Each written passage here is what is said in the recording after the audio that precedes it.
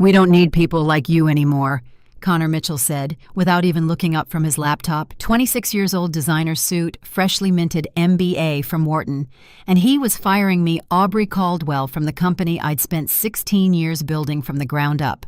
I just smiled, nodded politely, and walked out. What that entitled child didn't know was that his father, Sean Mitchell, had put a clause in my contract 6 years ago. A golden parachute clause. 3 times my annual salary if I was terminated without cause. That's $780,000 he just handed me without even checking the paperwork. But here's the thing that would really cost him. I wasn't the only one with that clause. The very next morning, I was sitting in my kitchen drinking coffee when my phone rang. Sean's name lit up at the screen, and I could hear the panic in his voice before he even finished his first sentence. "Aubrey, what the hell happened yesterday?" In the background, I heard him screaming at Connor. "What were you thinking? Did you even look at the contracts?" I took another sip of coffee and smiled. Because the agreement Connor signed when he fired me, it was about to destroy everything he thought he'd inherited. But I'm getting ahead of myself. Let me back up and tell you how I ended up in that kitchen listening to Sean Mitchell realize his son had just made $1 million mistake. My name is Aubrey Caldwell. I'm 54 years old, and until yesterday afternoon, I was the Chief Operating Officer at Mitchell Industrial Solutions in Columbus, Ohio. We manufacture precision automation equipment for automotive plants across the country, the kind of machinery that keeps assembly lines running 24 hours a day without breaking down. It's not glamorous work. Nobody writes magazine articles about industrial equipment or gives TED Talks about production efficiency. But it's essential, and it's what I've been doing for the past 16 years. I wasn't the flashy executive who gave keynote speeches at industry conferences.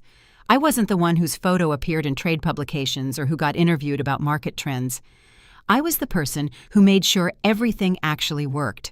The one suppliers called at midnight when they had questions about specifications.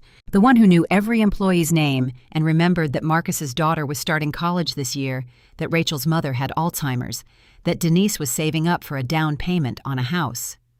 My late husband James used to joke that I ran Mitchell Industrial the way I ran our household, with quiet efficiency and a stubborn refusal to let anything fall through the cracks. He'd been dead for 16 years now, killed in a car accident on a rainy November evening when our daughters Emma and Sophie were still in high school, 15 and 17 years old, and suddenly they didn't have a father anymore. The grief nearly destroyed me. I spent months moving through life like I was underwater. Everything muffled and distant and wrong. James had been the fun parent, the one who made pancakes on Saturday mornings and knew all the words to Disney songs and could make the girls laugh even when they were being difficult teenagers. I was the practical one, the scheduler, the one who made sure homework got done and bills got paid on time. When he died, I had to become both, and I barely managed to be one. Sean Mitchell hired me 3 months after the accident, when I was 38 years old and desperate for something to pour myself into besides that crushing, endless sadness. I showed up to the interview in a borrowed suit because I'd lost so much weight, my own clothes hung off me like I was a child playing dress-up. My resume was impressive on paper. Operations management experience, mechanical engineering degree from Ohio State, proven track record of streamlining production processes. But Sean didn't hire me for my credentials. He hired me because he saw something in my eyes that day. Hunger, desperation, the kind of determination that comes from having no safety net and everything to prove. "I don't need someone who wants this job," he told me leaning back in his chair in the cramped office that would later become mine. "I need someone who can't afford to fail at it. That's the person who'll help me build something that lasts." He'd been right. Within 3 years, I'd streamlined our production process, cutting waste by 30% without sacrificing quality. I'd established relationships with every major automotive manufacturer in the Midwest, learning their needs and their pain points and exactly what they expected from their suppliers. I'd helped grow Mitchell Industrial from a struggling $2 million operation that was barely keeping the lights on to a $15 million success story with contracts stretching from Detroit to Kentucky. Sean promoted me to Chief Operating Officer when I was 43 years old, making me one of the few women in operations leadership in our industry. It came with a title, a raise, and a corner office with windows that actually opened. But more than that, with respect. The kind of respect you can't buy or fake or demand. the kind you have to earn through years of showing up early, staying late, and consistently delivering results. It wasn't friendship exactly.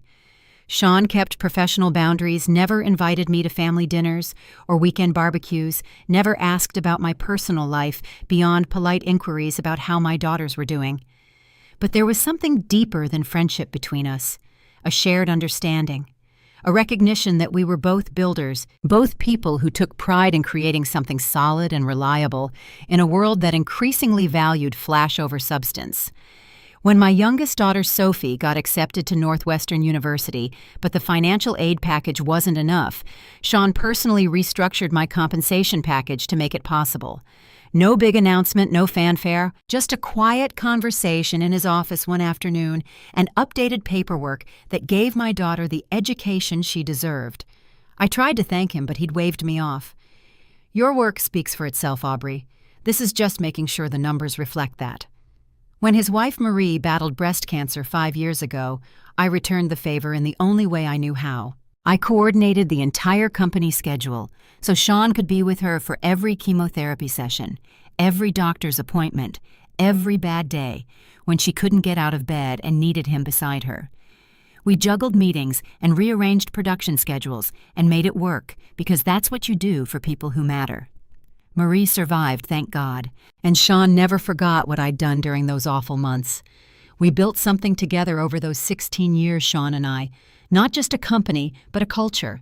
A place where people mattered, where quality wasn't sacrificed for quarterly profit margins, where a handshake agreement still meant something in an industry increasingly dominated by lawyers who'd never touched a piece of machinery in their lives. My daughters grew up during those years. Emma became a nurse working nights in the ICU at Cleveland Clinic and calling me every Sunday morning like clockwork.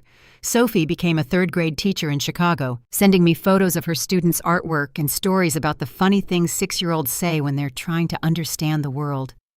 Mitchell Industrial became my second family, the place where I'd rebuilt myself after losing James, the place where I'd proved I was more than just a widow struggling to survive. And then 8 months ago, everything started to shift. Connor Mitchell came back from Wharton Business School with his fancy MBA and his 50-page reports about disrupting the industry and optimizing legacy operations. He was Sean's only child, 26 years old, spoiled in that particular way that comes from being the sole focus of wealthy parents' attention and expectations. He'd spent most of his 20s bouncing between business school and a tech startup in Miami that had burned through $2 million of his father's money before collapsing spectacularly. The startup had promised to revolutionize restaurant delivery using drone technology. It lasted 18 months before regulatory issues and basic logistical problems. Turns out drones can't actually carry hot food through city traffic safely. It killed it completely. But Connor talked about the failure like it was a learning experience, a necessary step on his entrepreneurial journey. He showed up at Mitchell Industrial with that particular brand of confidence that comes from never having faced real consequences for being wrong. Sean asked me to mentor him, to show him how the company actually worked from the production floor to the supplier relationships to the client accounts that kept us profitable. I agreed because Sean asked, and because part of me hoped that Connor might actually learn something if he spent enough time seeing how things really operated. Connor shadowed me for 2 weeks, following me through the production floor with his tablet and his expensive noise-canceling headphones, asking surface-level questions about processes he didn't really want to understand. He'd interrupt production meetings to suggest innovations that showed he'd fundamentally misunderstood what we did. He'd talk about implementing AI and automation without grasping that our clients paid premium prices specifically because we offered customization and precision that algorithms couldn't replicate. After 2 weeks, he submitted a 50-page proposal to Sean recommending we outsource 40% of our manufacturing to cut costs. The presentation was slick, full of charts and graphs and projected profit margins that looked impressive if you didn't know anything about how industrial equipment actually worked. I pulled Sean aside in his office one afternoon, the autumn sun streaming through the blinds, casting long shadows across his desk. "If we do this, we'll lose quality control," I told him quietly, keeping my voice professional even though I wanted to shake him. Our reputation is built on precision. One batch of defective components, and we'll lose contracts worth millions. You know this, Sean. You built this company on reliability." He nodded slowly, his weathered hands folded on the desk between us. "I know, Aubrey. I know. Connor's young. He'll learn. He just needs time." But Connor didn't want to learn. He wanted to prove himself. And he was relentless. He showed up to every board meeting with new slide decks and financial projections that looked impressive to people who'd never actually run a production floor, who'd never had to call a client at 3 o'clock in the morning because a machine failed and an entire assembly line was down, meeting by meeting. I watched Sean's resolve weaken under the pressure of his son's ambition. And 5 weeks ago, everything came to a head. Sean called an emergency leadership meeting on a Tuesday afternoon. He was 62 years old. At least another good decade of work in him, maybe more, but he looked exhausted when he stood at the head of the conference table, worn down, defeated in a way I'd never seen before, not even during Marie's worst days with cancer. "I'm stepping down as CEO," he announced to the room full of people who'd built this company alongside him. "Effective immediately. Connor's ready to take over. It's time for the next generation to take Mitchell Industrial into the future." His eyes never quite met mine during that speech. Connor stood beside his father, already dressed like he owned the place, wearing that confident smile that made my stomach turn. After the meeting ended and everyone filed out making awkward small talk and offering congratulations that didn't quite reach their eyes, I lingered near the door. "Sean," I said quietly. He looked up from the papers he was pretending to organize, and for just a moment I saw something raw in his face. Regret maybe, or just exhaustion so complete it had worn through every defense he'd built over 40 years of running a business. "It's done, Aubrey," he said, his voice flat. "He's my son. This company is his legacy." I nodded once and walked out feeling like I just watched something important die. That was 5 weeks ago, yesterday. Connor called me into his office, the same office that used to be Sean's, though. Connor had already redecorated with minimalist furniture and motivational posters about innovation, and fired me. And this morning, I was sitting in my kitchen drinking coffee and listening to Sean Mitchell realize that his son had just made the most expensive mistake of his short career. "Aubrey," Sean's voice was strained, desperate in a way I'd never heard before. "Don't do anything yet. Please, let me fix this." I set my coffee cup down on the kitchen table, watching the steam rise in the morning light. Through my window, I could see my neighbor, Mrs. Chin, watering her garden like it was any other Tuesday morning, like the world hadn't shifted overnight. "It's already done, Sean," I said quietly. "Patricia Vance is handling it." The silence that followed was so complete, I could hear him breathing on the other end. Then, barely above a whisper, "The golden parachute clause." "Yes." "Oh, God." His voice cracked.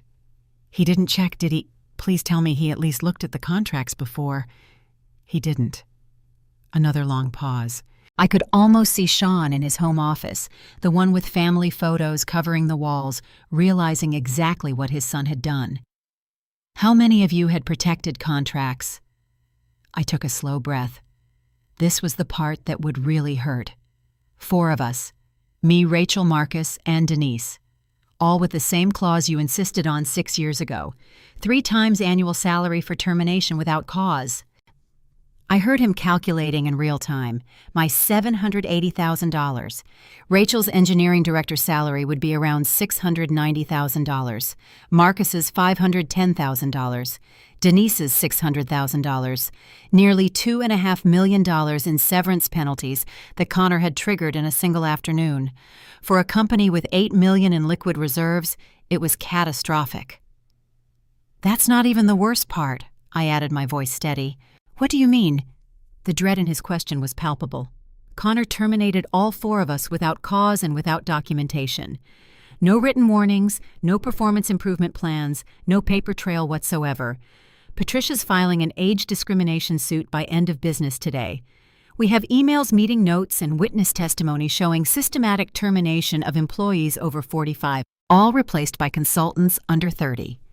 The silence stretched so long, I thought the call had dropped. Then I heard something slam a fist on a desk maybe, and Sean's voice distant but clear. "Connor, get back in here, now." "I have to go," he said to me, his voice tight. "But Aubrey..." Yes. This isn't over. We'll talk again. The line went dead. I sat there for a moment staring at my phone, trying to process what I was feeling. It wasn't satisfaction exactly. Wasn't even anger anymore. It was something colder, more calculated. I'd spent 16 years building Mitchell Industrial, and in one afternoon Connor had shown me exactly how much that loyalty was worth to him. Now he was going to learn what it cost. My phone buzzed with an incoming text. Rachel, are you seeing this? Check your email. I opened my laptop, still sitting at the kitchen table in my pajamas, and pulled up my personal email account. Rachel had forwarded an internal memo from Mitchell Industrial sent just 20 minutes ago. The subject line read, Organizational Restructuring, Immediate Implementation. I scrolled through it, my coffee going cold beside me. The memo announced the retirement of 4 senior leaders, myself, Rachel, Marcus, and Denise, and the immediate appointment of interim leadership.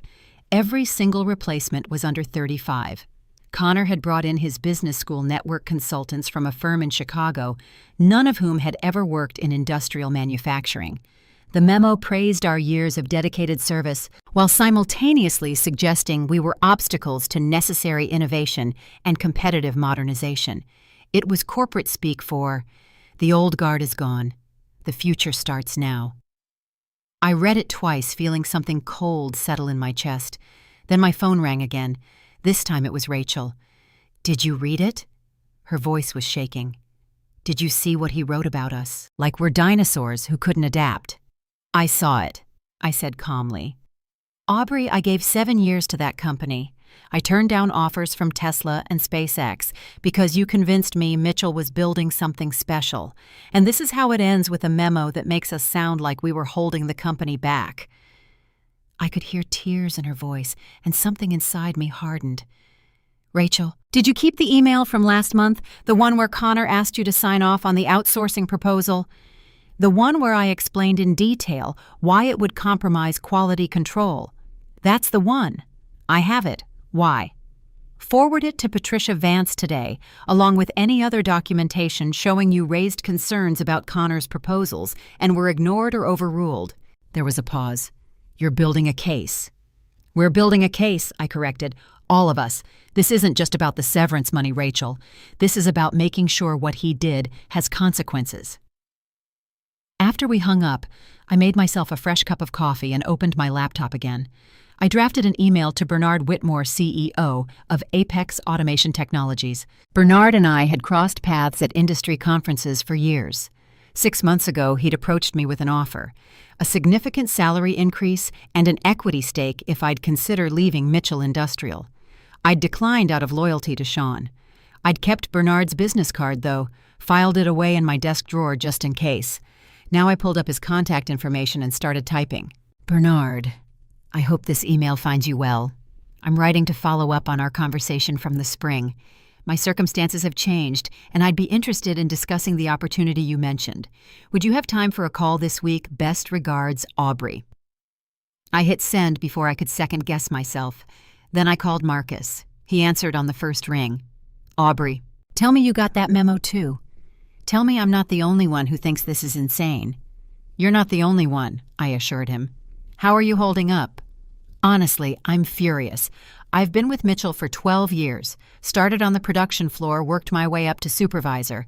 I hired most of the team we have now, and Connor fires me via email at 8 o'clock in the morning, then sends out a company-wide memo 2 hours later making it sound like I was the problem. I know, I said quietly. But Marcus, I need you to focus. Do you have documentation, performance reviews, emails showing your work quality, anything that proves you were doing your job well? I have everything. I keep copies of all my quarterly reviews. Why? Because we're going to need it. Patricia Vance is building a case, and the more documentation we have showing we were terminated without cause, the stronger our position. You think we can actually win this? I thought about Connor sitting in that office yesterday, barely looking at me as he fired me. Thought about the arrogance in his voice, the assumption that he could just sweep away 16 years of my work like it meant nothing. I think we already have, I said. By late afternoon, I'd spoken with Denise as well. She'd been the most emotional of all of us, crying through most of our phone call. Mitchell Industrial wasn't just a job for her. It was where she'd rebuilt her life after a difficult divorce 5 years ago. The quality control lab was her kingdom, and Connor had given it to a 29-year-old consultant who'd never worked in manufacturing quality assurance. "What am I supposed to do now?" she asked, her voice breaking. "I'm 51 years old, Aubrey. Who's going to hire me?" "Someone who values experience," I told her firmly. "And Denise, this isn't over. We're going to fight this, all of us together." That evening, I sat down with Patricia Vance via video call. She'd spent the day reviewing all 4 of our employment contracts, along with the documentation we'd sent over. "This is even better than I thought," she said, adjusting her glasses as she looked at her screen. "Connor Mitchell didn't just violate your contracts. He created a textbook case of age discrimination. 4 employees, all over 45, all terminated on the same day, without cause, all replaced by consultants under 35. The pattern is undeniable." "What happens next?" I asked. "I file formal severance claims for all 4 of you by end of week. The company has 30 days to respond. Given the contract language they'll have to pay, it's not negotiable. These golden parachute clauses are airtight. But beyond that, I'm filing a discrimination complaint with the EEOC. That investigation will take longer, but it puts additional pressure on Mitchell Industrial. And if they fight it," Patricia smiled, "then we take them to court, where discovery will be very interesting. Every email, every meeting note, every decision Connor made in his 5 weeks as CEO becomes part of the public record. Companies usually settle rather than face that kind of exposure." After the call ended, I sat in my quiet living room as darkness fell outside. My phone buzzed with a text from Sophie.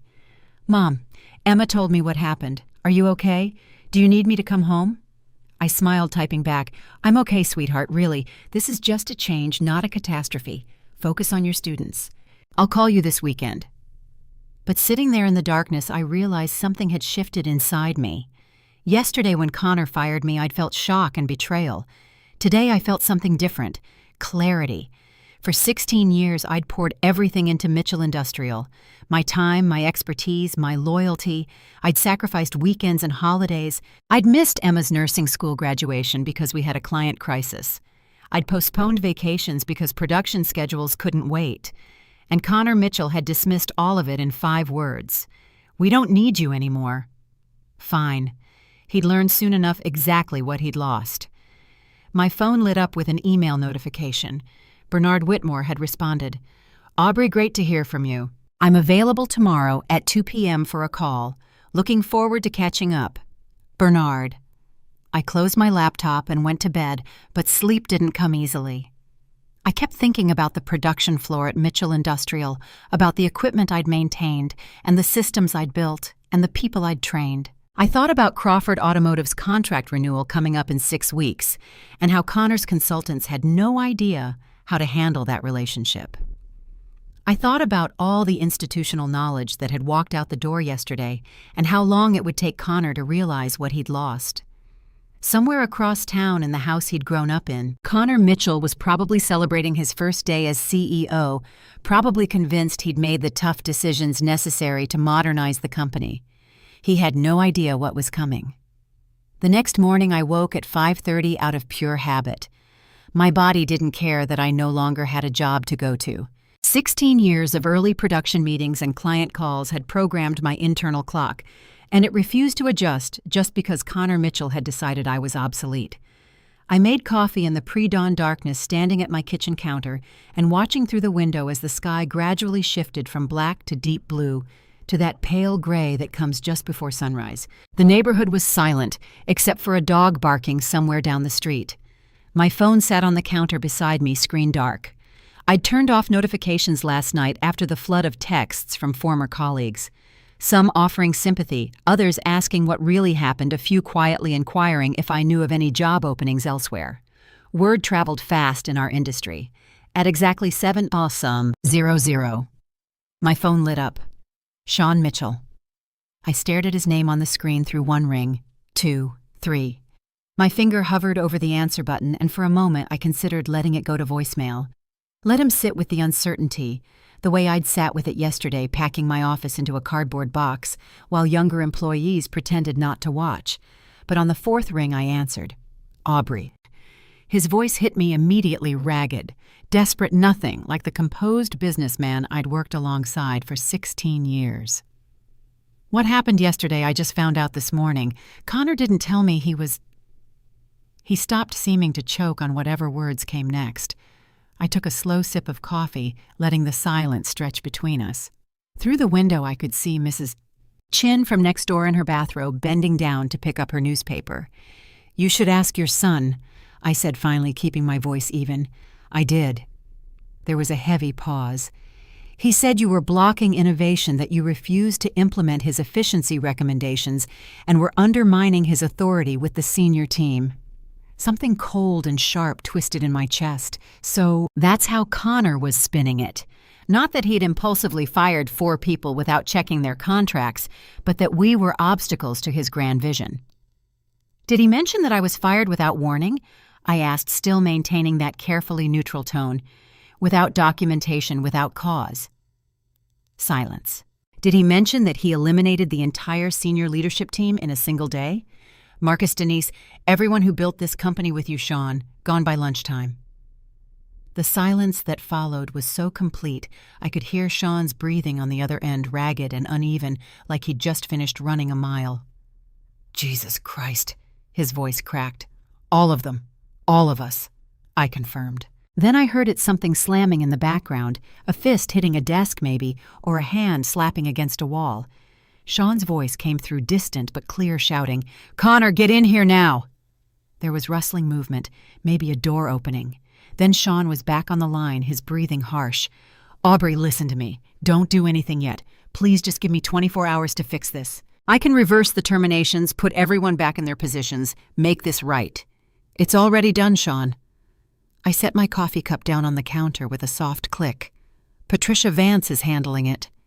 His exhale was long and shaky, and I could picture him closing his eyes, pinching the bridge of his nose, the way he did when dealing with particularly bad news from a supplier or client. "The golden parachute clause," he said quietly. "Oh God, Aubrey, please tell me he at least checked the contracts first. Please tell me he didn't just—" "He didn't." Another pause, this one filled with the sound of Sean's realization settling in. When he spoke again, his voice was barely above a whisper. "How many of you had protected contracts? I watched a bird land on my back fence, small and brown, and utterly unconcerned with the conversation that was about to change everything. 4 of us, me, Rachel, Marcus, and Denise, all with the same clause you insisted on 6 years ago when Apex tried to poach me. 3 times annual salary for termination without cause." I could almost hear him calculating.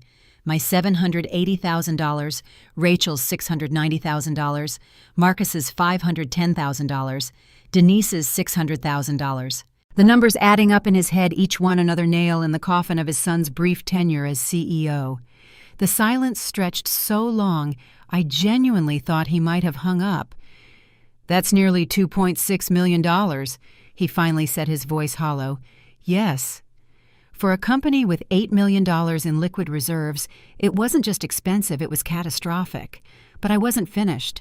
"That's not even the worst part, Sean." "What do you mean?" The dread in his voice was palpable, like he was bracing for another blow. I picked up my coffee cup again, wrapping both hands around it, even though it was a warm October morning and I didn't need the heat. Old habits. "Connor terminated all 4 of us without cause and without documentation. No written warnings. No performance improvement plans, no email trail showing we were underperforming or refusing to follow directives. Nothing. Just walked us out the door." I paused, letting that sink in. "Patricia's filing an age discrimination suit this afternoon. We have emails showing Connor specifically targeted employees over 45. We have meeting notes where he referred to the senior team as legacy deadweight. We have witness testimony from at least 6 current employees who heard him say we needed fresh blood and younger perspectives." Oh. The silence on the other end was deafening. I could picture Sean in his home office, the room he'd retreated to after stepping down as CEO, the space filled with photos of Marie and Connor at various ages, industry awards collecting dust on shelves, the desk where he'd built a company from nothing over 4 decades. all of it potentially destroyed because his son couldn't be bothered to read a contract before signing termination papers. When Sean finally spoke, his voice was cold in a way I'd never heard before. Not angry, not desperate, just cold and flat and done. "I'll call you back." The line went dead. I stood there in my kitchen phone in hand, watching the sky continue to brighten outside my window. Part of me felt vindicated. Part of me just felt tired. Then I did something I'd been thinking about since yesterday afternoon, when I'd sat in my car with that cardboard box of personal items and realized my entire professional identity had just been packed into a container small enough to fit in a trunk. I scrolled through my contacts and found a name I'd saved 6 months ago, but never called: Bernard Whitmore, CEO of Apex Automation Technologies, Mitchell Industrial's biggest competitor. He answered on the second ring, his voice warm and unsurprised. "Aubrey Caldwell, I was wondering when you'd reach out." I smiled despite myself, still interested in that conversation we had in Detroit. "About you joining Apex." He didn't even hesitate. "Absolutely. When can you start?" "3 months," I said, walking to my kitchen table and sitting down with my coffee. "After my severance clears and my non-compete clause expires." "And your team?" Bernard asked, and I could hear the shift in his tone from friendly to business. "Rachel, Marcus, Denise, you think they'd come with you?" I thought about the text from last night about Rachel's message. "I can't believe he did this to us." About Marcus writing 12 years and I get fired by email. About Denise's simple, "I don't know what to do." People who'd given their all to Mitchell Industrial, only to be dismissed like outdated equipment. "I think they're going to be very motivated to explore new opportunities," I said carefully. Bernard was quiet for a moment, and I could almost hear him thinking, calculating what it would mean to bring on Mitchell Industrial's entire senior leadership team. The institutional knowledge alone was worth millions. The client relationships, supplier connections, production expertise. It was everything a competitor would want. "Send me your resume," he said finally, "and if they're interested, we'll set up formal interviews, but between you and me, Aubrey, I've been trying to hire you for 6 months. This is just the excuse I needed." After we hung up, I sat at my kitchen table as the morning sun finally broke over the horizon, flooding my small kitchen with golden light. I thought about what Connor Mitchell didn't understand about institutional knowledge. It wasn't just about knowing which buttons to push or which vendors to call when a machine broke down. It was about relationships built over years. Trust that couldn't be replicated in a PowerPoint presentation. The unwritten agreements that kept business flowing smoothly, even when contracts didn't cover every contingency. It was knowing that Crawford Automotive's purchasing director, Michael Brennan, preferred phone calls to emails because he liked to hear your voice when discussing technical specifications. It was remembering that our main supplier in Detroit had a son with special needs and would always prioritize orders if you called him directly, instead of going through the automated system. It was understanding that the machine on production line 3 made a specific clicking sound exactly 48 hours before it needed maintenance, and if you caught it, then you avoided a breakdown that could cost tens of thousands in lost production time. Connor thought he could replace all of that with an MBA from Wharton and a confident swagger. He was about to learn exactly how wrong he was. My phone buzzed with a text from Rachel. "Just got off the phone with Patricia. She says our case is solid. Did you really call Apex?" I typed back. "Yes, sending you Bernard's contact info now. Call him." 3 dots appeared immediately showing she was typing. Then, "Are we really doing this?" I looked around my kitchen, the same kitchen where I'd raised 2 daughters alone, where I'd celebrated promotions and cried over setbacks, where I'd rebuilt my life after James died. "Yes," I typed back. "We're really doing this." 2 weeks passed in a strange kind of limbo. I went through the motions of unemployment, updated my resume, organized my home office, finally cleaned out the garage I'd been meaning to tackle for 3 years. But mostly I waited. Waited for Patricia to file the paperwork, waited for my severance check to clear, waited for the 3-month non-compete clock to start ticking down. And I watched. Denise had maintained friendships with several people still working at Mitchell Industrial, the kind of relationships that survive corporate upheaval because they're built on genuine connection rather than professional convenience. Sarah from accounting, Tim from the production floor, Jennifer, who'd been Denise's assistant in the quality control lab for 5 years. They started sending her information. Not because she asked for it, but because they were scared and confused and needed someone to tell them what was happening to their company. On Wednesday afternoon, I was meeting with Patricia in her downtown office when my phone buzzed. Denise's name appeared with a text. "You need to see this." 3 photo attachments loaded slowly on my screen. Patricia sat down the contract she'd been reviewing and leaned over my shoulder as I enlarged the first image.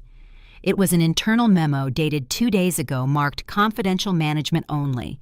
The subject line read, "Production status update urgent."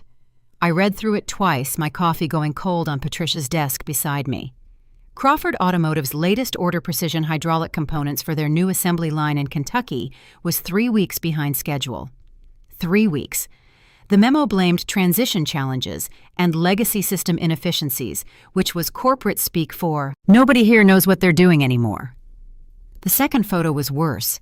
A quality control report showing that a shipment to Detroit had failed inspection, defective components, an entire batch that had to be recalled and replaced, costing Mitchell Industrial not just money, but reputation.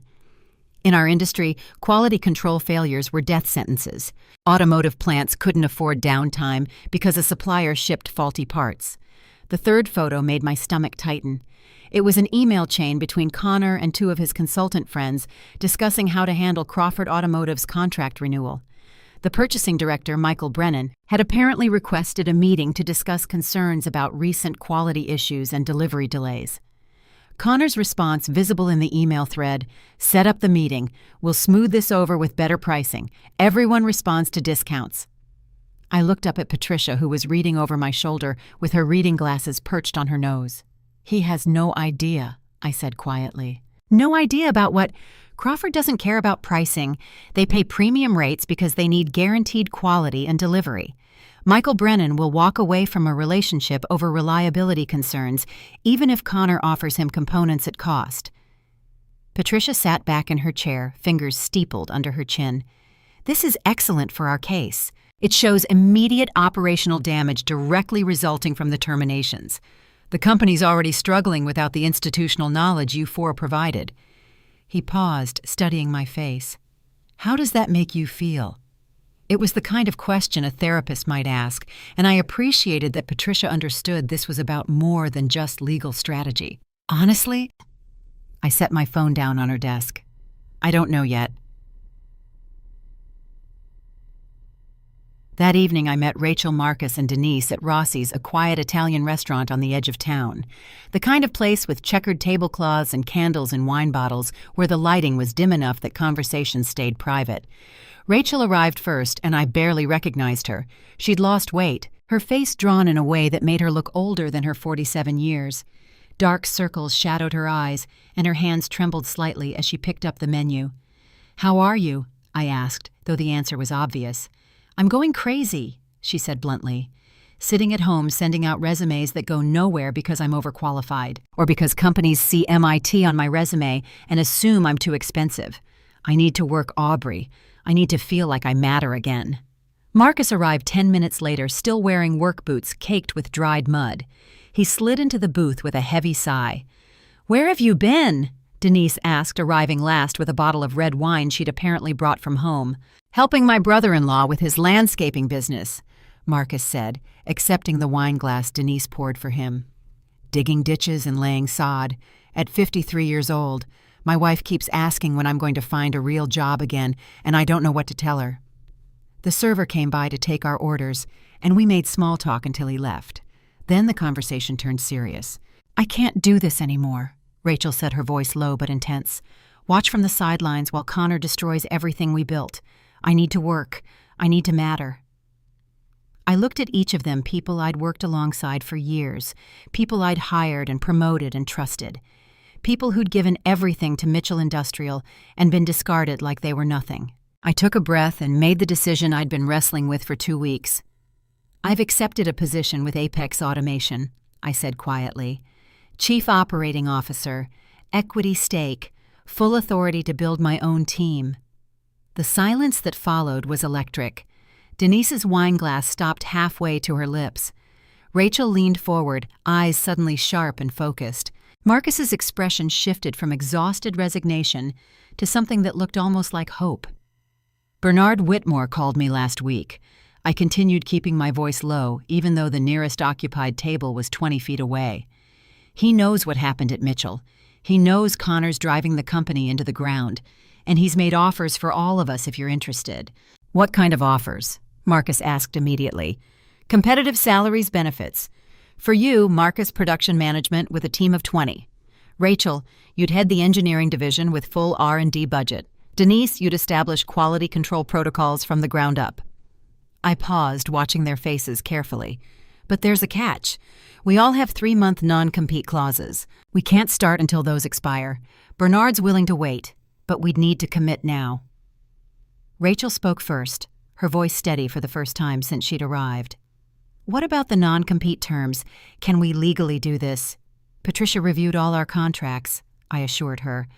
As long as we're not actively poaching Mitchell's current clients or stealing proprietary information, we're clear. We can work for a competitor. We can bring our expertise and relationships. We just can't deliberately sabotage Mitchell or breach confidentiality agreements. Marcus leaned back and a slow smile spread across his weathered face.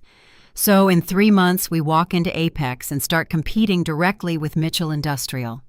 That's the idea, I confirmed. Denise raised her wine glass, her hand no longer shaking. To new beginnings. We clinked glasses in that dim restaurant booth, and I felt something shift deep in my chest. Not quite revenge, that word felt too sharp, too deliberately destructive. But justice, maybe. Or simply the satisfaction of knowing that the people who'd been thrown away were about to prove their value in a way Connor Mitchell would never forget. The conversation turned practical after that.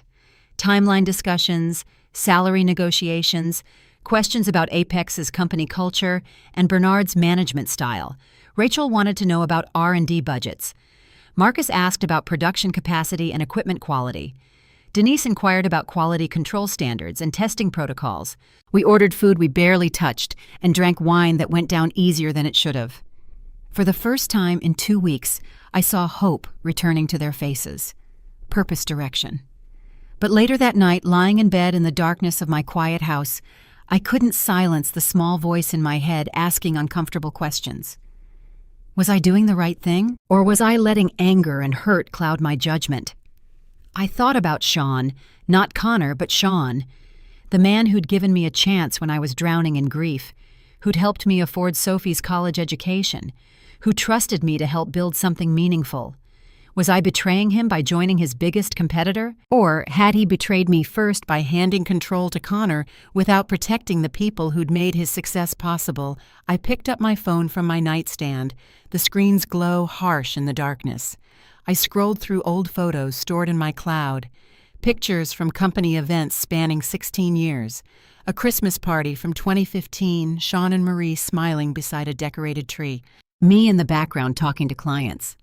The day we'd landed the Crawford contract, the whole team celebrating in the conference room with cheap champagne and genuine joy. Sean's retirement party 5 weeks ago, where he'd given a speech thanking everyone for their dedication. His hand on Connor's shoulder as he introduced the future of Mitchell Industrial. In one photo, Connor stood beside his father, 26 years old and beaming with confidence, so sure of himself, so certain that inheriting a company meant he'd earned the right to run it.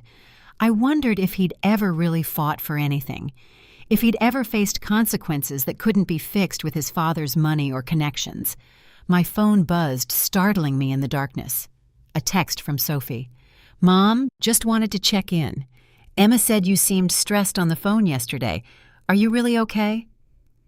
I stared at the message for a long moment, my daughter's concern reaching across the miles from Chicago to my quiet bedroom in Columbus.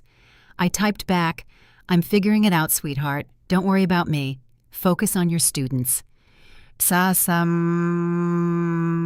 after I sent it, I lay there in the darkness, staring at the ceiling and wondering if the path I'd chosen would lead to satisfaction or simply turn me into someone I didn't recognize. Someone who'd spent 16 years building something only to spend the next year tearing it down. The questions didn't go away. They followed me through the next week like shadows present, even when I tried to focus on other things. I threw myself into preparation for Apex, studying their product lines, reviewing their client portfolio, learning the differences between their systems and what I'd worked with at Mitchell Industrial. But late at night, lying in bed staring at the ceiling, I kept coming back to the same uncomfortable truth. Part of me was enjoying watching Mitchell Industrial struggle, and I wasn't sure what that said about who I was becoming. 3 weeks after Connor fired me, my phone rang at 7 o'clock in the evening. I was in my home office surrounded by technical specifications for Apex's new automation line, making notes in the margins about potential improvements, getting myself up to speed before my official start date in 2 months.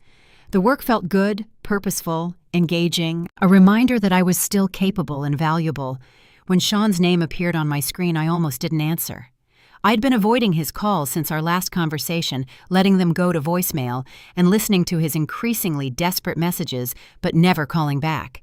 Each message was a variation on the same theme. Please talk to me. We need to fix this. Connor doesn't understand what he's done. But something made me answer this time. Maybe curiosity, maybe guilt, maybe just the bone-deep exhaustion that comes from carrying anger for too long. Aubrey. His voice hit me immediately, raw, stripped of every bit of confidence I'd always associated with him. I need your help. I set down my pen carefully, my heart suddenly beating faster. I don't work for Mitchell Industrial anymore, Sean. Your son made that very clear. I know. There was a long pause filled with the sound of him breathing, struggling with something. The board is meeting tomorrow morning. They want to discuss removing Connor from leadership. I said nothing, waiting. The damage is already done, Aubrey. We're hemorrhaging contracts. Suppliers are walking. Our reputation is in free fall. His voice cracked. We lost the Detroit account this morning. They cited quality concerns and delivery delays. That's $1.2 million annually just gone. I closed my eyes, picturing the Detroit account, one I'd personally managed for 8 years, built from a small trial order into one of our most reliable revenue streams. Connor had destroyed it in 3 weeks. Part of me felt vindicated. Part of me just felt sad. What exactly are you asking me, Sean? Could you come back? The words came out in a rush, like he'd been holding them in and couldn't contain them anymore. Name your terms, equity, stake board seat salary, whatever you want. Just come back and help me save this company before Connor destroys it completely. I stood up and walked to the window, looking out at my quiet street. It was early November now, and neighbors were already putting up Christmas lights, even though Thanksgiving was still 2 weeks away. Mrs. Chin across the street was wrapping garland around her porch railing. The Johnsons next door had inflatable snowmen on their lawn. Normal people living normal lives, not navigating corporate warfare and moral ambiguity. I can't, Sean, I said quietly. I've already accepted another position. The silence that followed was heavy with all the questions he wasn't asking. With who? He finally said, though something in his tone suggested he already knew the answer. I could have told him everything right then. Could have twisted the knife and explained that I was joining Apex, that Rachel and Marcus and Denise were coming with me, that we'd be competing directly for every contract Mitchell Industrial still held, that Crawford Automotive's purchasing director had already reached out to Bernard about a meeting. But something stopped me. Maybe it was the memory of all those years we'd worked side by side. Maybe it was the way his voice broke when he talked about his company falling apart. Maybe I was just too tired for cruelty. Someone who values experience, I said simply. Sean was quiet for a long moment. When he spoke again, his voice was barely above a whisper. I failed you, Aubrey. I should have protected you, should have protected all of you. He paused, and I could hear him struggling with the words. I knew Connor wasn't ready. God, I knew. But he's my son. How do you tell your own child they're not good enough? How do you look at them and say, I don't trust you with the thing I spent my entire life building? His words hit me harder than I expected. For the first time, I understood that Sean hadn't been weak or cowardly.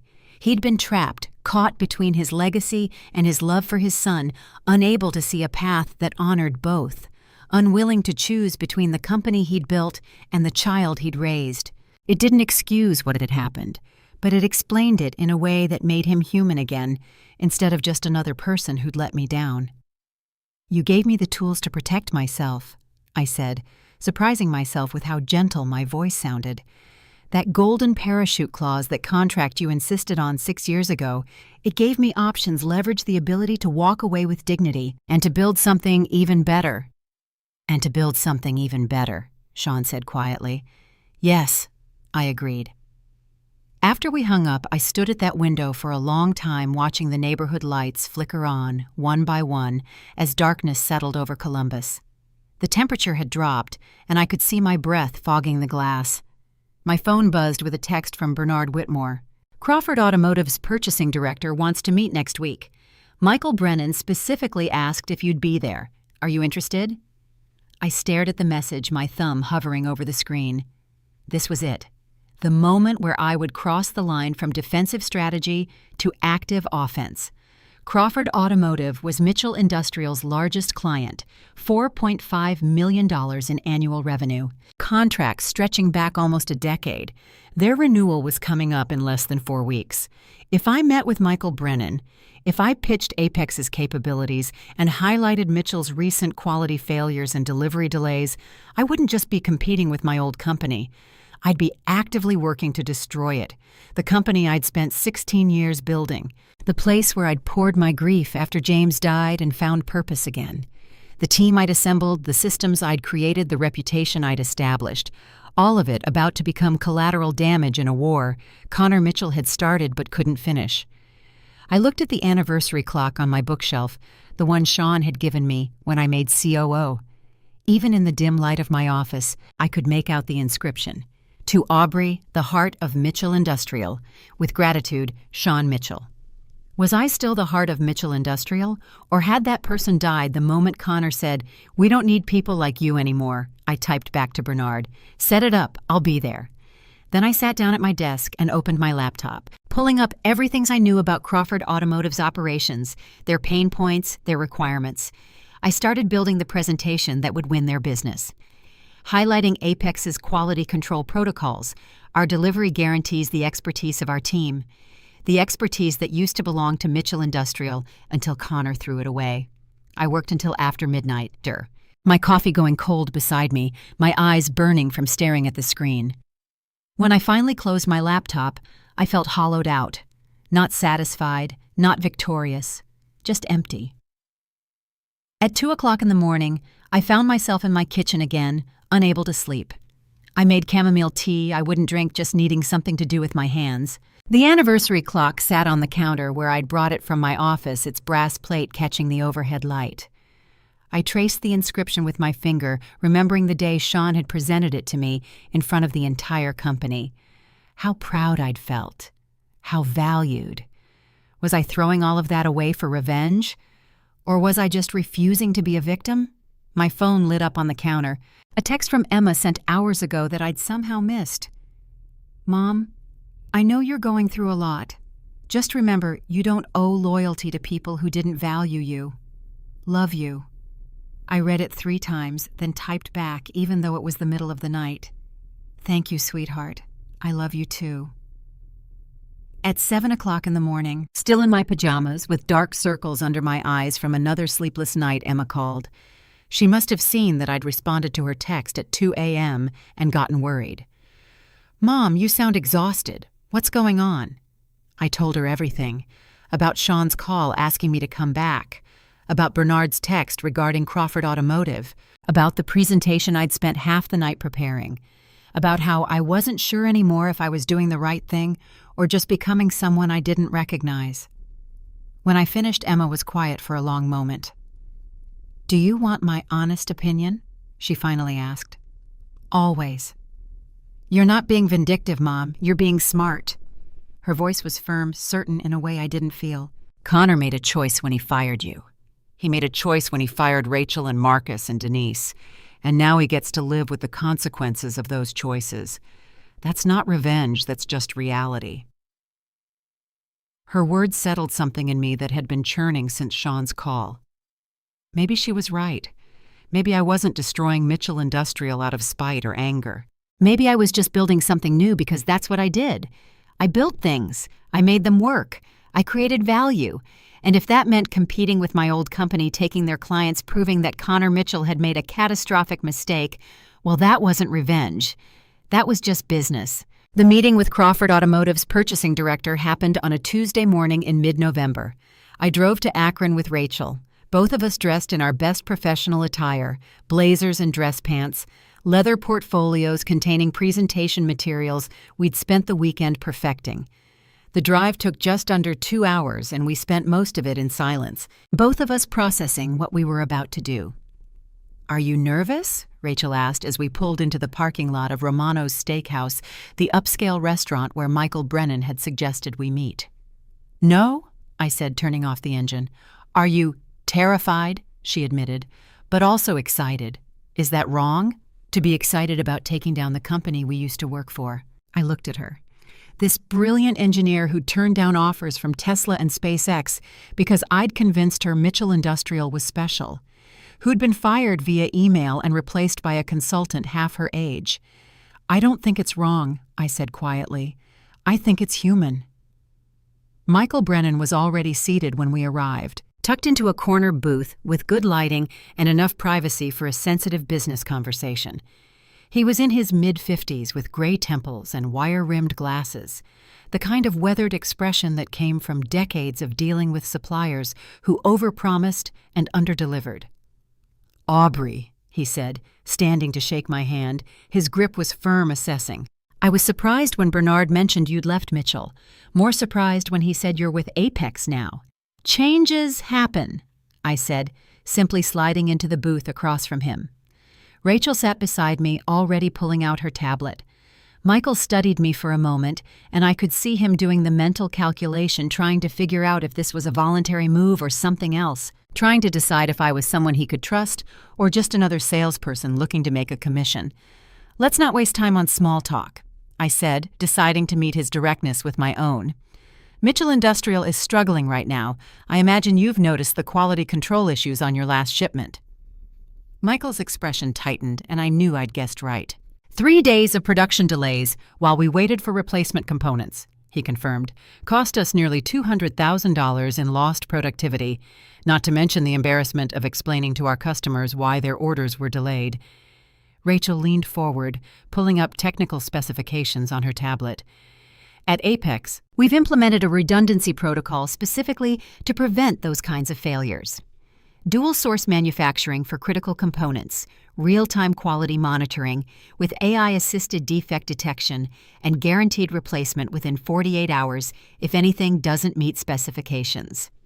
She walked him through the details with the precision that had made her invaluable at Mitchell Industrial, explaining tolerances and testing protocols and quality gates in language that was technical enough to be credible but clear enough to understand. I watched Michael's face as she spoke, watched the way his expression shifted from skeptical to interested to genuinely engaged. This was a man who'd been burned by Mitchell's recent failures and was hungry for reliability. "Your contract with Mitchell is up for renewal in 3 weeks, I said quietly when Rachel finished. "I know, because I wrote the original terms 6 years ago. I also know that Connor Mitchell has never managed a client account before. He's never dealt with the kind of precision requirements your assembly lines demand." Michael set down his water glass carefully. "You're asking me to walk away from a relationship that's lasted 8 years. That's not a decision I make lightly, Aubrey, even with recent problems." "I'm not asking you to walk away from a relationship," I corrected, meeting his eyes. "I'm asking you to prioritize your production schedule over loyalty to a company that's no longer capable of delivering what you need. Mitchell Industrial is hemorrhaging talent and cutting corners to compensate. What happened with your last shipment? That's not an anomaly. That's the new normal." The silence that followed was heavy with decision. Michael pushed his glasses up on his nose, a gesture I'd seen him make hundreds of times during technical discussions over the years. He was thinking, weighing risks, calculating cost. "Send me a formal proposal," he finally said. "Detailed pricing, delivery schedules, quality guarantees. I'll present it to our procurement team next week." It wasn't a commitment, but it was an opening. As Rachel and I walked back to the car, I felt something settle in my chest. Not quite triumph, but close to it. We'd just taken the first real step in pulling Mitchell Industrial's foundation out from under them. But instead of satisfaction, I felt hollow, like I'd crossed a line I could never uncross. "That went well," Rachel said, buckling her seatbelt as I started the car. "Yeah," I agreed, my voice flat. She looked at me, concern creasing her forehead. "Are you okay?"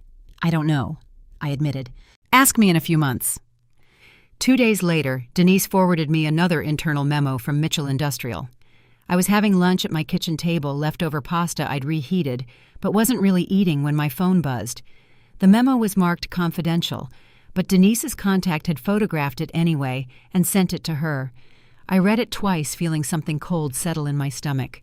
The memo detailed emergency cost-cutting measures. 12 more employees were being laid off, mostly from production and quality control. Equipment maintenance was being delayed to preserve cash flow. Most damaging, Mitchell was switching to cheaper component suppliers to reduce costs. Connor was panicking, trying to stop the bleeding by making cuts that would only accelerate the company's decline. Every decision was exactly wrong, made by someone who understood spreadsheets, but not manufacturing. You can't delay equipment maintenance without risking breakdowns. You can't cut quality control staff without risking defects. You can't switch to cheaper suppliers without risking inconsistent component quality. But Connor was doing all three at once. That evening, Marcus called. "Marcus," his voice was tight with anger. "Did you see Denise's email?" "I saw it. I confirmed, standing at my kitchen window and watching the sunset over my neighbor's roof." "He's going to kill that company," Marcus said. "Every single decision he's making is exactly wrong. And you know what the worst part is? The people still working there, good people, people we hired and trained, they're the ones who'll suffer when it all collapses." I thought about Tim from the production floor, who just bought his first house, about Sarah in accounting, who was supporting her elderly mother, about Jennifer, Denise's former assistant, who'd confided in me once that this job had saved her life after her divorce. "We can't save everyone," I said quietly. "I know," Marcus sighed heavily. "But it doesn't make it easier to watch. Once our non-competes expire, we can offer positions to the best people," I said. "It's not much, but it's something." It was a rationalization, and we both knew it. We were offering lifeboats while simultaneously drilling holes in the ship. But Marcus accepted it with another heavy sigh, and we ended the call without saying what we were both thinking, that there was blood on our hands, too. 3 weeks after my meeting with Michael Brennan, the announcement came through. I was in Bernard's office at Apex headquarters, reviewing production schedules for a different client, when his assistant knocked on the door. "Crawford Automotive just called," she said, her eyes bright with excitement. "They're declining to renew with Mitchell Industrial. They want to move their entire account to us." The room went silent. Bernard looked at me, and I looked back, and for a moment neither of us said anything. Then he stood up and hugged me, a brief, professional embrace that still felt surreal. "This is huge, Aubrey," he said, stepping back with his hands on my shoulders. "Crawford's a $4.5 million annual account. You just paid for your entire salary for the next 3 years. We need to make sure we can actually deliver," I said, but my voice sounded distant to my own ears. "We will. With you and Rachel and the team we're building, we'll deliver better than Mitchell ever did." The rest of the afternoon passed in a blur of logistics discussions and capacity planning. By the time I drove home, it was after 7 o'clock and full dark outside. I sat in my quiet kitchen with a glass of wine I'd poured, but didn't really want staring at nothing. We'd done it. We'd taken Mitchell Industrial's largest client, their most important relationship, the contract that represented nearly a third of their annual revenue. I should have felt victorious, vindicated, satisfied. Instead, I just felt hollow. My phone rang. Sean's name on the screen. I stared at it through 1 ring, 2, 3, and let it go to voicemail. 10 minutes later, it rang again. This time, I answered. "I know about Crawford," Sean said. His voice was flat, empty of everything except exhaustion. No greeting, no preamble, just those 4 words. "Sean, I'm not calling to argue," he cut me off. "I'm calling to tell you that the board voted tonight. Connor's out. I'm back as CEO, at least temporarily, while we figure out how to stop the bleeding." I closed my eyes, gripping my wine glass so hard I was surprised it didn't shatter. "I'm sorry it came to this," I said, and meant it. "Are you—" His voice was sharp now, bitter in a way I'd never heard before. Because from where I'm sitting, it looks like you're systematically destroying everything we built together. The words hit like a physical blow. That's not fair, I said quietly. Isn't it? Sean's voice cracked. You took our largest client, Aubrey. You knew exactly how much that contract meant to the company. You knew it would cripple us, and you did it anyway. Connor fired me, I said, my own voice rising despite my efforts to stay calm. He fired Rachel and Marcus and Denise. He destroyed our careers without a second thought. What did you expect us to do? Just disappear quietly? I expected you to be better than this, Sean said. I expected you to be the person I trusted for 16 years, the person who built things instead of tearing them down. The silence that followed was brutal. I am building something, I finally said, just not for you anymore. Sean didn't respond for a long moment. When he spoke again, his voice was quiet, defeated. I hope it's worth it, Aubrey. I hope whatever you're building is worth watching everything else burn. The line went dead. I sat there in my dark kitchen phone in hand, wine untouched, and tried to figure out if he was right. I didn't sleep that night. Sean's words kept echoing in my head. I hope whatever you're building is worth watching everything else burn. I lay in bed staring at the ceiling, watching shadows shift as car headlights passed outside my window, and tried to convince myself that I was doing the right thing, that Connor had started, that I was just protecting myself and my team. That business was business. But the words felt hollow even in my own mind. The next afternoon, I was in my home office working on a proposal for another potential Apex client, a mid-sized manufacturer in Pittsburgh that had been using Mitchell Industrial for years when my doorbell rang. I almost didn't answer it. I was tired, emotionally drained, not in the mood for whatever neighbor was collecting signatures or selling something. But something made me walk to the front door and look through the window. Sean's car was in my driveway. The same silver sedan he'd been driving for 10 years, because he'd never been the flashy type, never cared about status symbols or showing off wealth. I opened the door to find him standing on my porch, and I barely recognized him. He looked older than I remembered, older than he'd looked just weeks ago when I'd last seen him. Exhaustion was carved into every line of his face. His shoulders slumped in a way that made him seem smaller somehow. His hair, always neatly combed, was disheveled. His eyes were red-rimmed.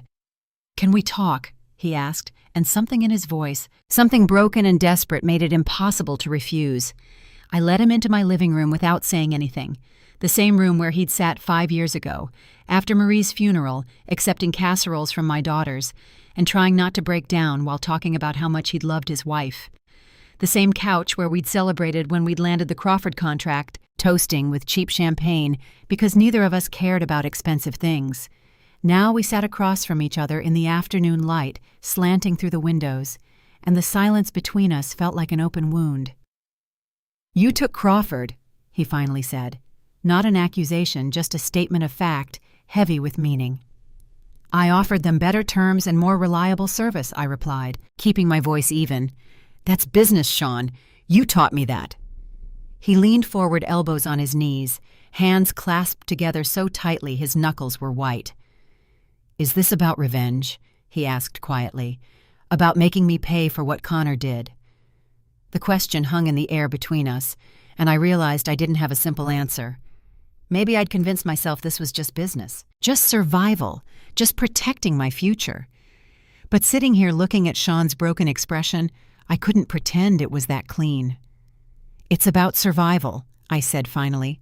"Connor destroyed my career, my reputation, my sense of security and value. He did the same thing to Rachel, Marcus, Denise, people who gave everything to Mitchell Industrial.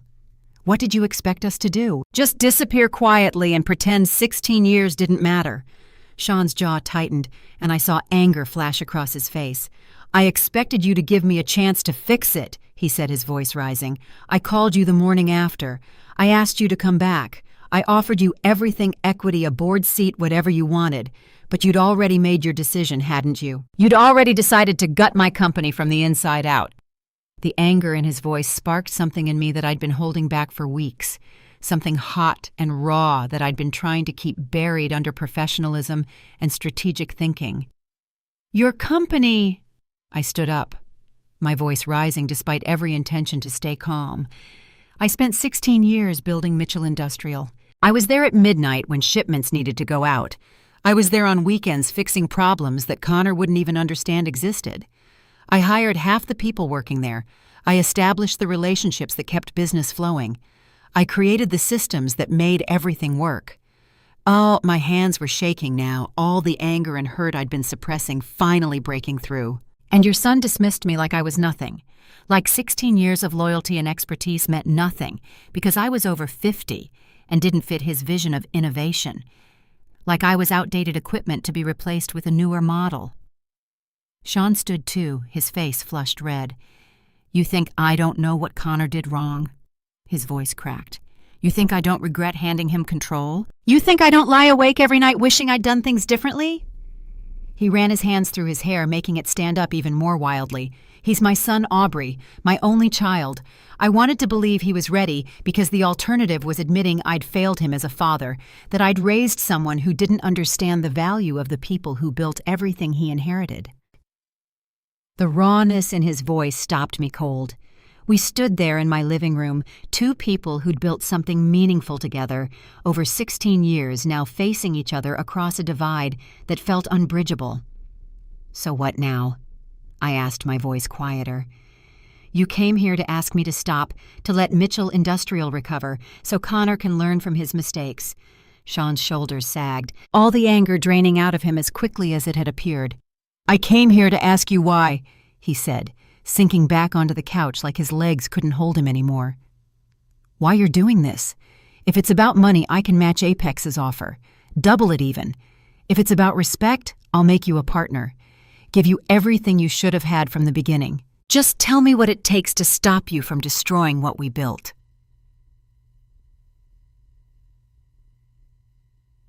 I looked at this man who'd given me a chance when I was desperate and drowning in grief, who'd helped me afford Sophie's college education, who'd supported me through the hardest years of my life, who'd been as close to a mentor and friend as anyone I'd had in my professional life. And I felt something crack inside me, not my resolve, but something deeper, something that hurt in a way that had nothing to do with anger or revenge. "You can't fix this, Sean," I said, my voice barely above a whisper. "Because it's not about money or titles or partnership agreements." I sat back down, suddenly exhausted. "It's about the fact that when your son fired me, when he fired all of us, you didn't stop him. You knew about the golden parachute clauses. You wrote them yourself specifically to protect against this exact situation. But you handed Connor control anyway, without protecting the people who made your success possible." Sean opened his mouth to respond, but I kept going. "You chose him over us, over everything we built together, and now you're asking me to sacrifice my future, my team's future, to save his legacy, to let Mitchell Industrial recover so he can learn lessons that should have been taught years ago." Sean's face crumpled, and for a moment I thought he might actually break down completely. "What do you want me to say, Aubrey?" His voice was broken, defeated. "That I should have chosen you over my own son, that I should have told him, no, you're not ready. You'll never be ready." "I wanted you to choose integrity," I said.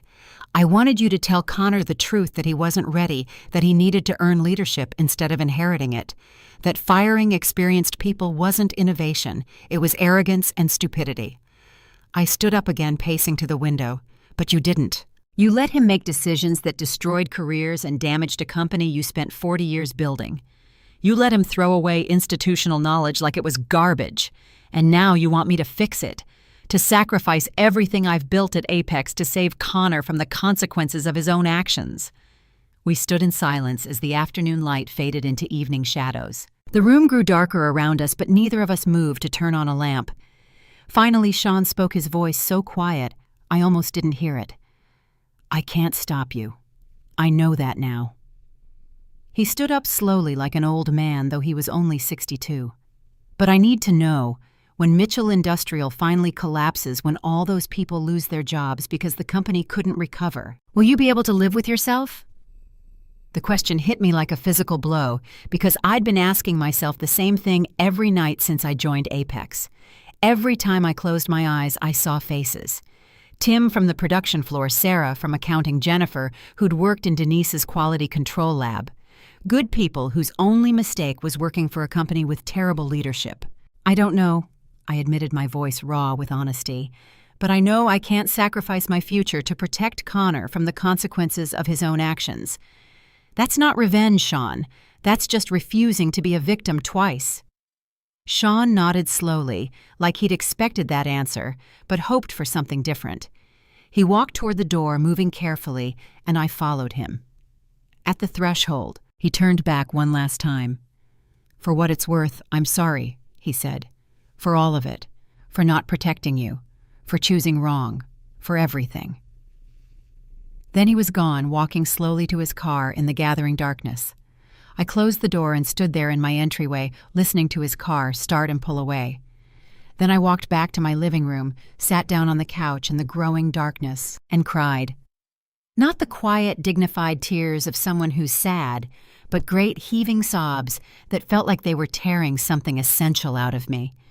The kind of crying I hadn't done since James died, when grief had overwhelmed everything else. I cried for the company we'd built together, for the relationship that had sustained me through the hardest years of my life, for the version of myself who'd believed that loyalty and hard work mattered more than politics and family connections. I cried until I had nothing left, until my throat was raw and my eyes were swollen and my chest ached from the effort. And when I finally stopped sitting there in my dark living room with mascara probably streaked down my face, I realized something. I couldn't go back, even if I wanted to. Even if Sean offered me everything he'd promised, I couldn't return to Mitchell Industrial. That door had closed the moment Connor said, "We don't need people like you anymore." All I could do was move forward and hope that what I was building at Apex would somehow make all of this worth it.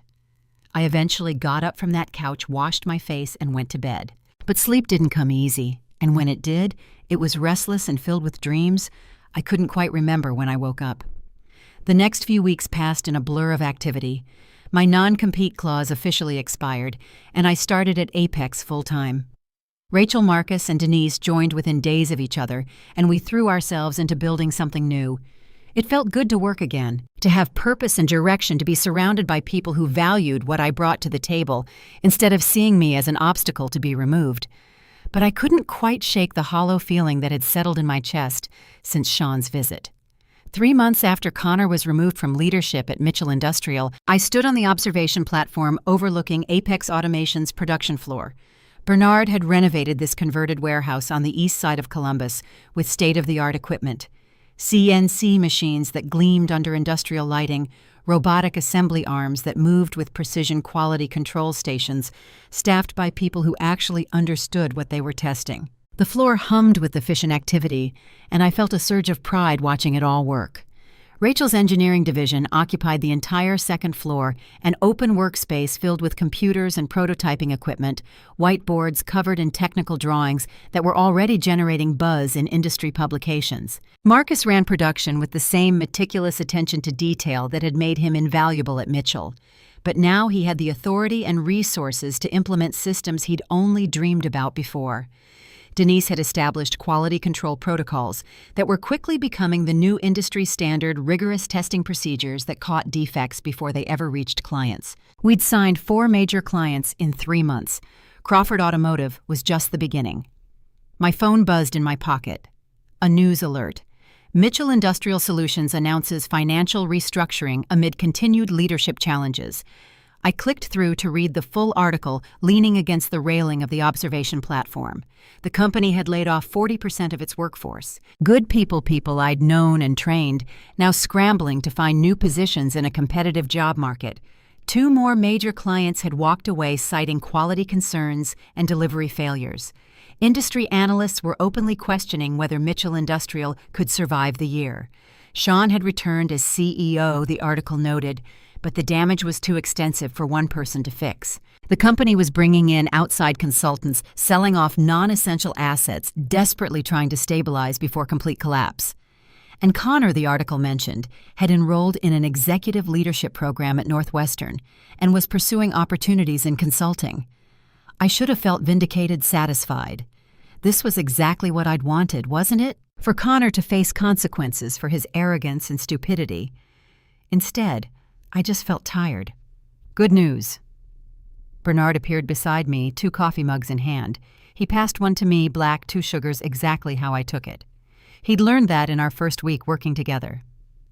Mitchell Industrial is restructuring, I said, showing him my phone, laying off 40% of their workforce. Bernard scanned the article, his expression neutral.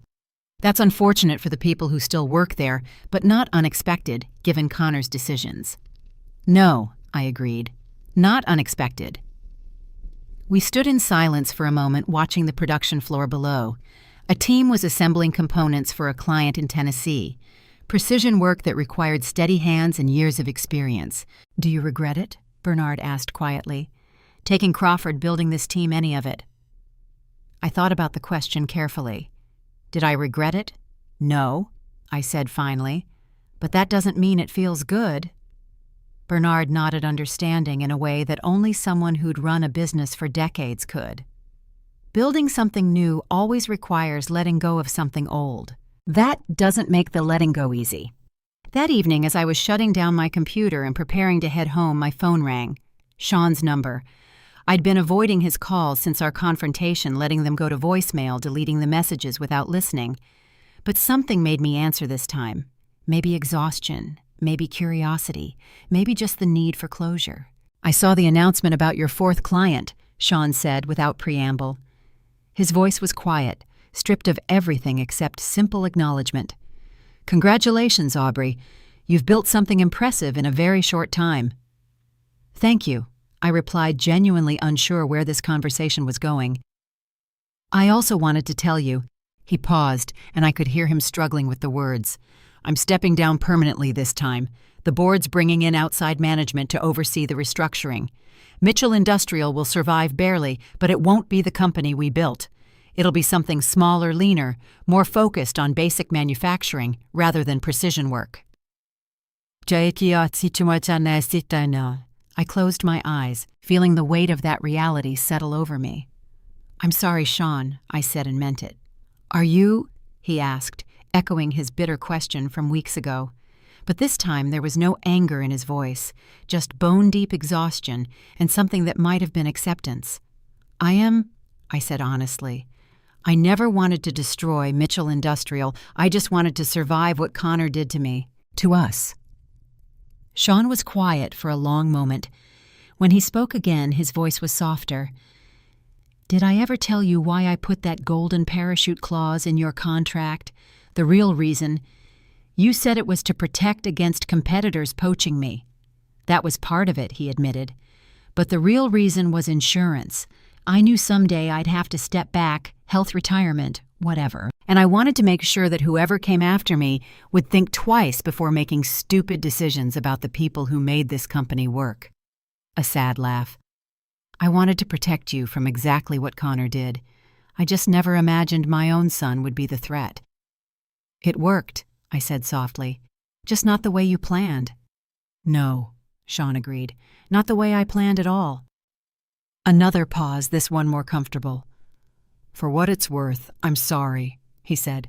I should have protected you better, should have protected all of you, should have told Connor no when he wanted control, should have been honest about his readiness instead of hoping he'd grow into the role.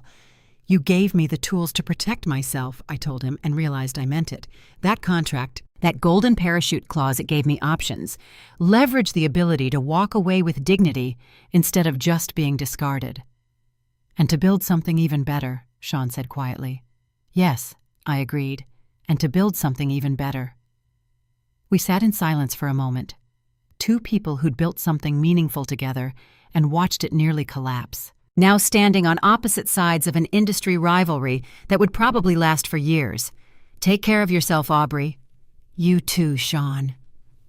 After I hung up, I stood at my office window for a long time, looking out over Columbus as the sun set and city lights began to flicker on one by one.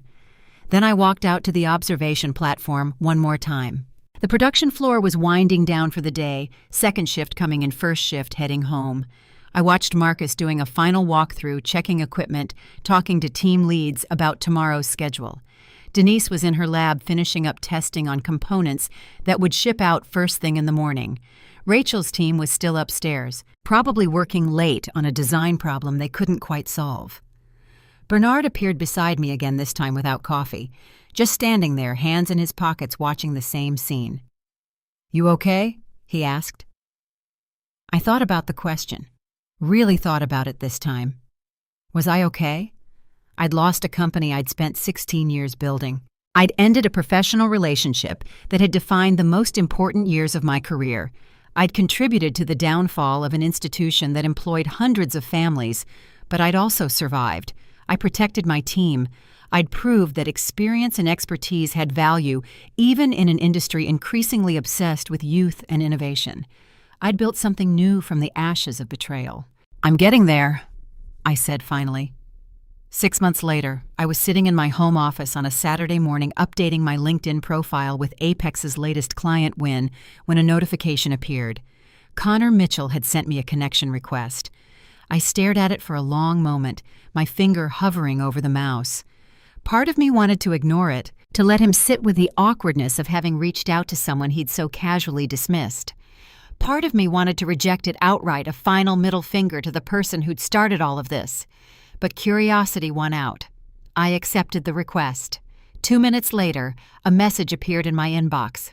"Miss Caldwell, I know I have no right to contact you, but I wanted to apologize for how I treated you and your team. I was arrogant and short-sighted, and I damaged careers and lives because I was too proud to listen to people who knew better than I did. My father was right about everything, especially about the value of experience. I've spent the past 6 months in executive coaching and therapy, and one of my assignments is to reach out to people I wronged and take genuine accountability. I don't expect forgiveness. I just wanted you to know that I understand now what I didn't then. You weren't blocking innovation. You were trying to save me from my own stupidity. I'm sorry." I read the message 3 times, looking for insincerity or manipulation or some angle I wasn't seeing, but all I found was what seemed like genuine remorse. I sat there for a long time, fingers resting on the keyboard, trying to figure out what to say. Finally, I typed, "Thank you for reaching out, Connor. I hope you learn from this experience and become the leader your father believed you could be. Good luck." It wasn't forgiveness exactly, but it wasn't hatred either. It was something more complex, an acknowledgement that people could grow, that mistakes could become lessons, that even the most painful experiences could have value if you let them teach you something. I closed my laptop and walked to the window, looking out at my quiet neighborhood. Spring had arrived while I wasn't paying attention. Trees budding, flowers pushing through the earth, everything coming back to life after a long winter. My phone buzzed with a text from Emma. "Proud of you, Mom, for everything." I smiled, feeling something settle in my chest that had been unsettled for months. The golden parachute had been my safety net, the thing that gave me options when Connor tried to throw me away. The path I'd taken afterward, joining Apex, taking Crawford, building something new that had been my survival strategy. But what I'd built with both the team, the reputation, the company that now bore my fingerprints in every system and process, that was my legacy. And unlike Mitchell Industrial, unlike Connor's brief disastrous tenure as CEO, unlike all the things that could be taken away or destroyed by other people's decisions, this legacy was entirely mine. I'd earned it through resilience, through strategic thinking, through refusing to let anyone else define my value or determine my future. I picked up my phone and called Rachel. "Want to grab dinner tonight? I have some ideas for our next project." Because that's what builders do. We don't just tear down, we create, we innovate, we keep moving forward. And sometimes the best revenge isn't destruction at all. It's simply proving that the people who dismissed you made the biggest mistake of their lives.